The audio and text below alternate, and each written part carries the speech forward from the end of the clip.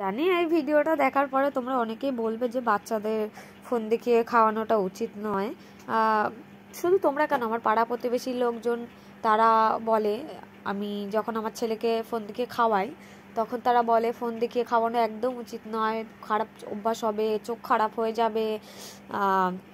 তো আমি কিন্তু সবটাই জানি, ফোন জল কোনোটাই ভালো না এদের খাওয়াতে গেলে না। যখন দেখছি যে কিছুতেই খাচ্ছে না, এই জিনিসটাতে খাচ্ছে, তখন একটা মার কিন্তু কিছু করার থাকে না।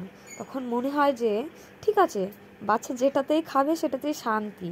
মায়েরা কিন্তু বাচ্চা খেলে যে মনের শান্তিটা পায় না, মানে কলিজাটা ঠান্ডা হওয়ার মতো মনে হয়।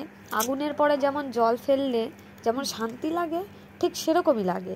তো আমরা কিন্তু ওইটার পরে বেশি, মানে বিশেষ করে আমি ওটার পরে বেশি কনসেন্ট্রেট করি না যে আমার ছেলে কি করছে, কি ধরছে, কি ভাঙছে।